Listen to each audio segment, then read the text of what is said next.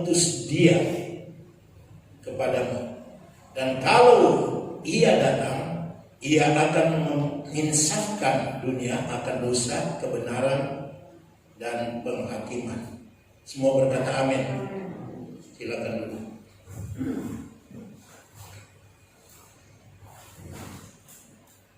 Puji Tuhan, saudara.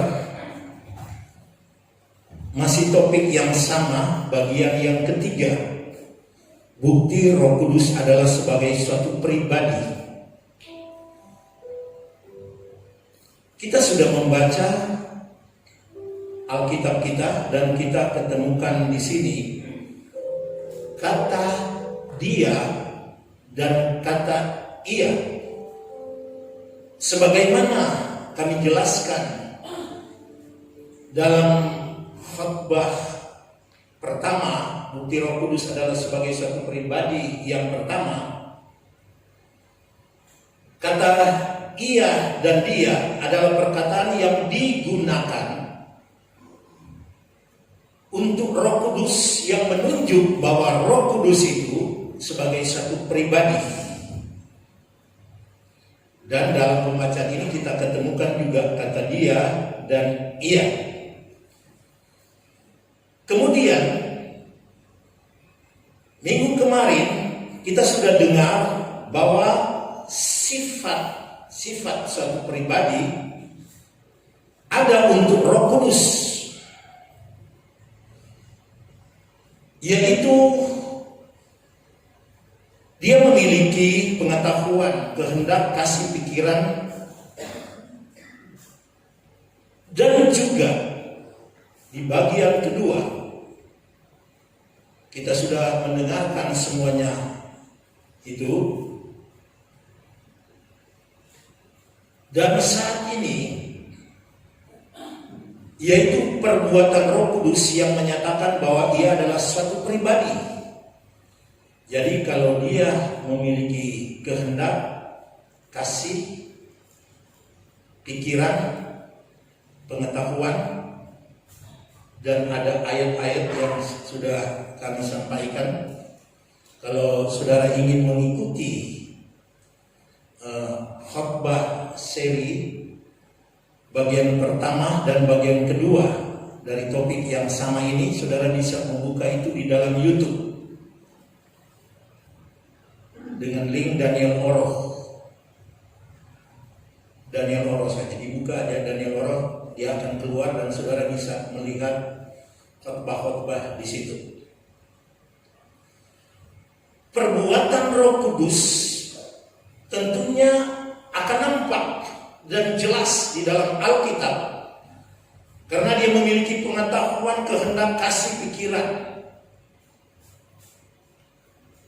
Dan ini menunjukkan perbuatan ini adalah suatu pribadi.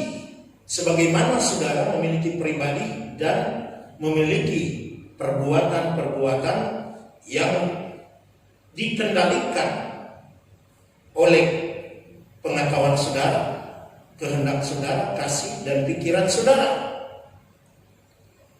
Begitu dengan pribadi Roh Kudus.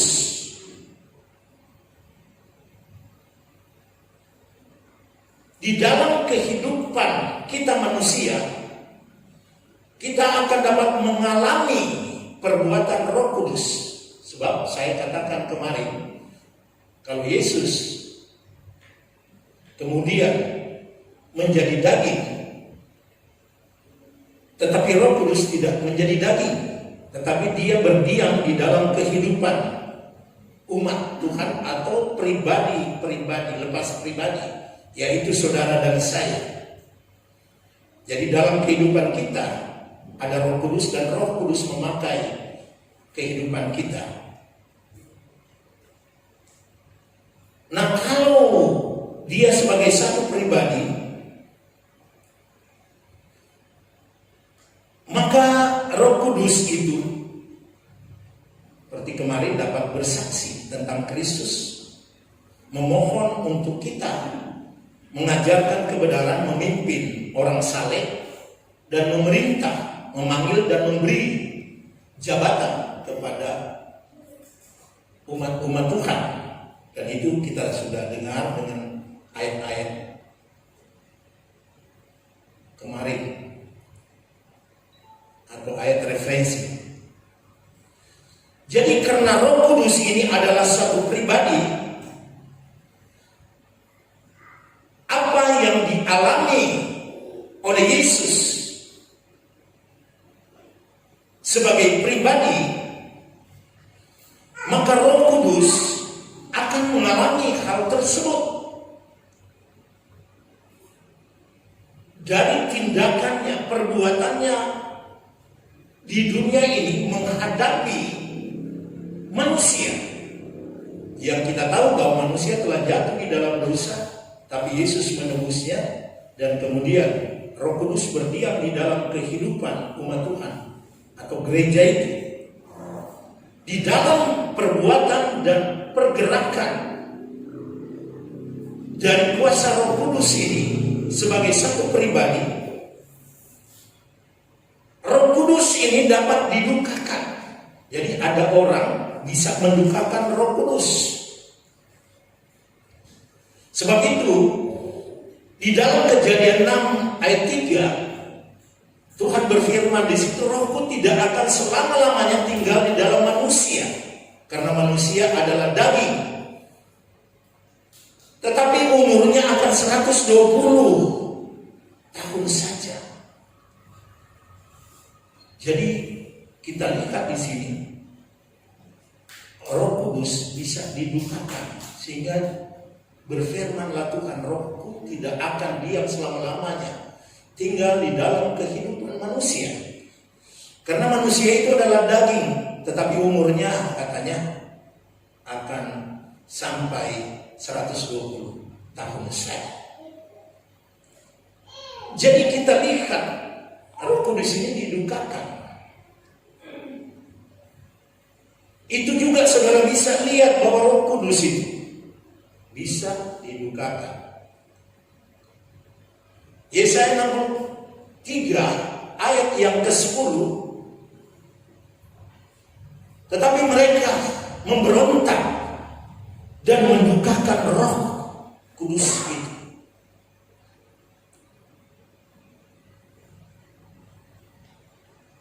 Kemudian dikata selanjutnya ayat ini, maka dia berubah menjadi musuh dari orang Israel atau menjadi musuh mereka. Kemudian dia sendiri berperang melawan mereka. Mengapa ini terjadi? Karena dia didukakan. Itu contoh-contoh pengalaman dari Roh Kudus yang ada di dalam kehidupan. Dia benar bisa didukakan.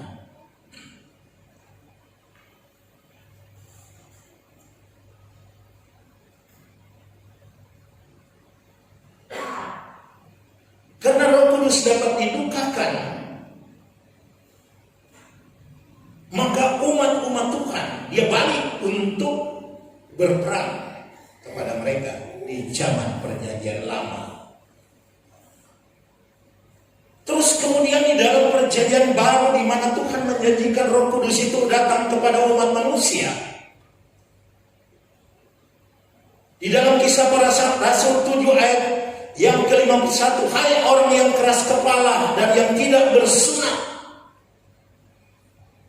Di sini bersunat hati. Kemudian bersunat telinga. Dikatakan kamu selalu menentang Roh Kudus. Jadi orang yang tidak bersunat hati dan sunat telinga dikatakan selalu menentang Roh Kudus, sama dengan nenek moyang dari bangsa Israel.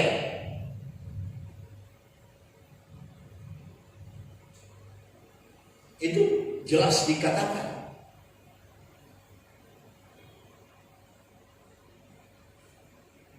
Jadi kita lihat kehidupan Roh Kudus yang ada di dalam hidupmu itu bisa didukakan, walaupun dia tidak terlihat.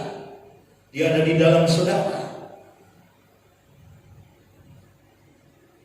saudara bisa mendukakan langsung, sehingga dia bisa menyesal. Sebab itu kita tidak boleh mendukakan Roh Kudus. Dan itu dilarang oleh firman Allah, dan Paulus mengatakan kepada jemaat di Efesus, janganlah kamu mendukakan Roh Kudus. Dan dikatakan di situ, dijelaskan Roh Kudus Allah, karena dia bagian daripada Tritunggal Allah. Dan Roh Kudus itu yang telah memeteraikan kamu menjelang hari kedatangan Kristus atau hari penyelamatan. Jadi, karena Roh Kudus dapat didukakan, tapi firman Tuhan katakan, janganlah kamu mendukakan Roh Kudus. Amin, saudara. Amin, saudara. Ya, kita tidak boleh mendukakan Roh Kudus. Kemudian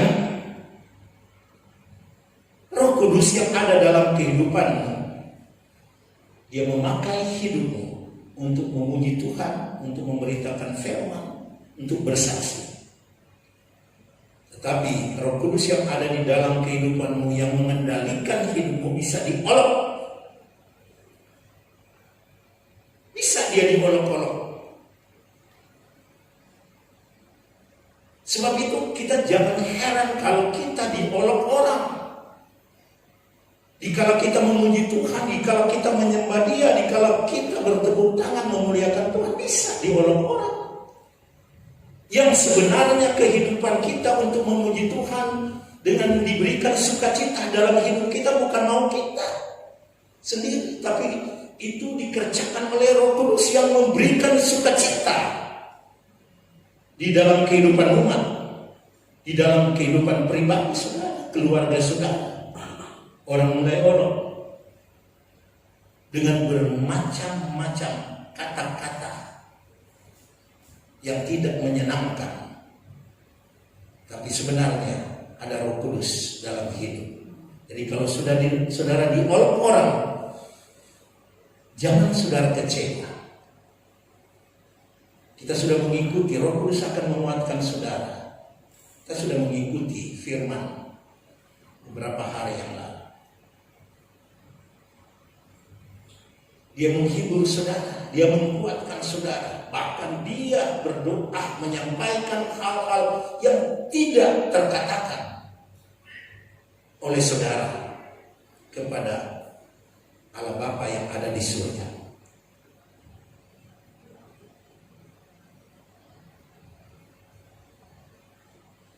Sebab itu ayat referensinya dalam Ibrani 10 ayat 29. Saya akan mengatakan,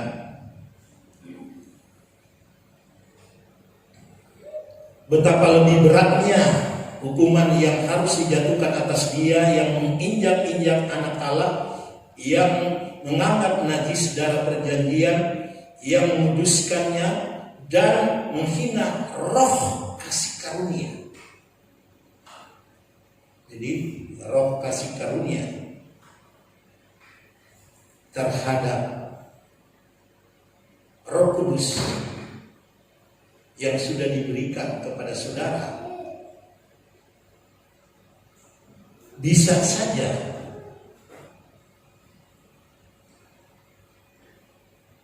dihina oleh orang-orang tertentu yang tidak menghendaki saudara dituntun oleh kuasa Roh Kudus.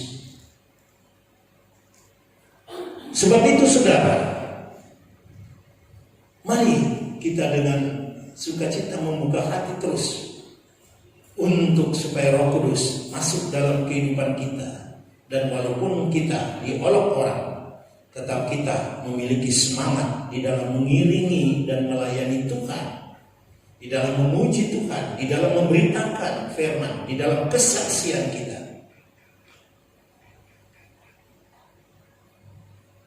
Roh Kudus juga dapat didustai orang, walaupun dia tahu orang mendustai dia. Itu peristiwa terjadi kepada Ananias. Saudara bisa membuka di dalam Kisah 5 ayat yang ketiga. Tetapi Petrus berkata, Ananias, mengapa hatimu dikuasai iblis, sehingga engkau mendukai Roh Kudus? Jadi Ananias hatinya dikuasai iblis, sehingga dia mendustai Roh Kudus. Dalam hal apa? Dia menahan sebagian dari hasil penjualan tanah yang dia sudah janjikan, dia akan memberikan itu, dikorbankan kepada Tuhan melalui pelayanan rasul-rasul, tapi dia mendustai di dalam penjualan tanah tersebut. Jadi Roh Kudus bisa didustai. Roh Kudus yang ada dalam kehidupan para rasul didustai. Saudara bisa saling mendusta, suami istri. Ada Roh Kudus dua-dua, tapi bisa salah satunya dikuasai oleh kuasa iblis, bisa mendustai suami atau bisa mendustai istri, bisa mendustai sesama umat Tuhan, bisa mendustai orang tua, bisa orang tua juga sebaliknya mendustai anak-anak.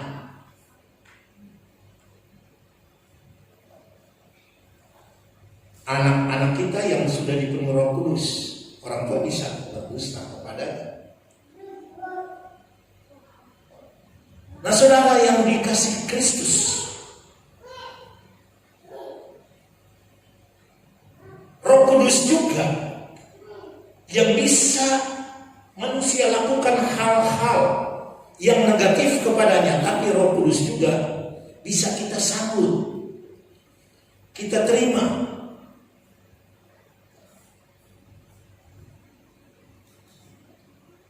Yohanes 20:22, sesudah berkata demikian, ia mengurusi mereka, berkata, terimalah Roh Kudus.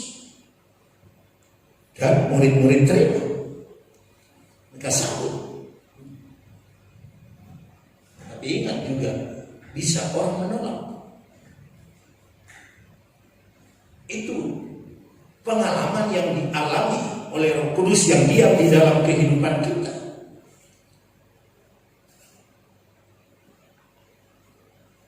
Paulus juga di Efesus kata Paulus kepada mereka yang ada di situ, sudahkah kamu menerima Roh Kudus ketika kamu percaya?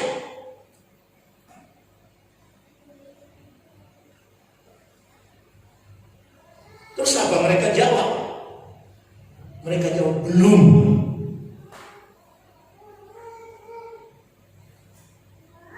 Mereka jawab belum. Bahkan kami belum mendengar tentang Roh Kudus itu. Dan kemudian mereka terima Roh Kudus itu. Mereka sambut.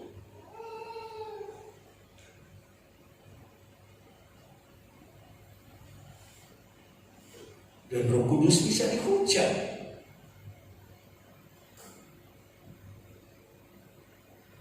Ingat waktu Yesus itu menyembuhkan orang dengan kuasa, Roh Kudus juga berperan di situ. Mereka bilang Yesus itu memiliki roh Beelzebul. Sampai Yesus mengatakan, kalau kamu menghujat anak masih dapat diampuni, tapi kalau kamu menghujat Roh Kudus tidak dapat pengampunan, baik di dunia baik pun di sorga. Yesus katakan hal tersebut. Dan saudara tahu, Yesus itu sudah naik ke sorga. Dia mengutus Roh Kudus. Karena dia adalah satu pribadi. Sebagaimana Yesus adalah satu pribadi yang kemudian menggantikan Yesus di dunia ini, hanyalah juga satu pribadi, yaitu Roh Kudus. setelah Yesus mengutus Roh Kudus itu, yang satu pribadi, dia sudah menyertai gereja sejak gereja bertumbuh, atau sejak gereja menerima Roh Kudus, pencurahan Roh Kudus di loteng Yerusalem sampai sekarang. Karena Yesus berkata, aku akan meminta kepada Bapa, dan dia akan memberikan, atau Bapa akan memberikan roh, atau memberikan seorang penolong. Dan dikatakan penolong yang lain. Dan dia akan menyertai engkau selama-lamanya. Ya, sampai sekarang dia menyertai kita. Dan kalau saudara lihat di dalam ayat yang ke-17, roh apa itu? Yaitu roh kebenaran. Dunia tidak dapat menerima dia atau menolak dia. Mereka tidak mau menerima dia. Sebab dunia tidak melihat dia dan tidak mengenal dia. Tetapi kamu mengenal dia, sebab dia menyertai kamu dan diam di dalam kehidupan kita, atau di dalam kehidupan kamu, Yesus katakan. Dan di ayat selanjutnya, dan aku tidak akan meninggalkan kamu piatu,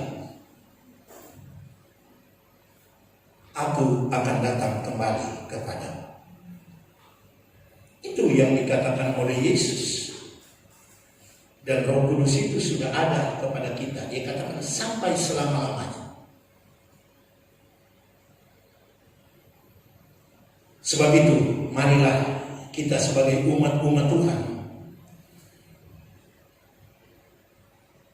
karena Roh Kudus adalah satu pribadi, maka kita juga akan menerima dia di dalam pribadi kita masing-masing. Dia akan memakai tubuhmu menjadi alat yang berguna. Dan dia yang sudah menggantikan Yesus di dunia ini, yang satu pribadi itu, kita hargai dia, kita sambut dia masuk dalam hati kita. Kiranya firman Tuhan ini dapat menolong kita. Kita akan